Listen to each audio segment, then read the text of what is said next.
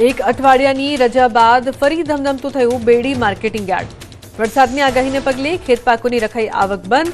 આગામી સૂચના બાદ જ ખેડૂતોને માલ લાવવા કરાઈ અપીલ।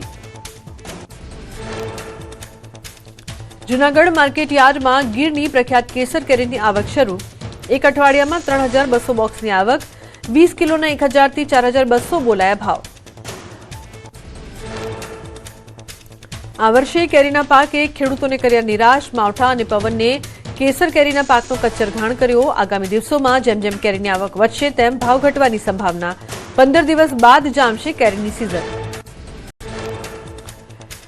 વલસાડ જિલ્લાના બિનવાડા ગામના પ્રગતિશીલ ખેડૂતે કર્યો અનોખો પ્રયોગ। એક જ આંબાના ઝાડ પર સફળતાપૂર્વક ઉગાડી દેશ વિદેશની 22 જાતની કેરી। બિગ પ્રિન્ટ ક્લિંક, ડાર્ક મિયા, આમ્રપાલ, થાઈ બનાના, રેડ આઇવરી કેરીની જાત વિકસાવી। ખેડૂત શૈલેષ પટેલે 12 ફૂટ ઊંચા એક જ આંબાના વૃક્ષ પર જુદી જુદી 80 જાતની કેરીનું કર્યું ગ્રાફ્ટિંગ।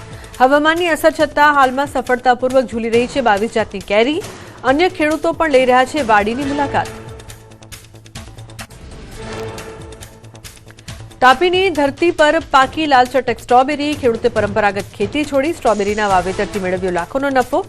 અતુલભાઈએ નવતર પ્રયોગથી કરી ₹3 લાખની કમાણી। યારાના બેડકુઆદુર ગામના ખેડૂતે 10,000 સ્ટ્રોબેરીના છોડ વાવી સર્જ્યો ઇતિહાસ।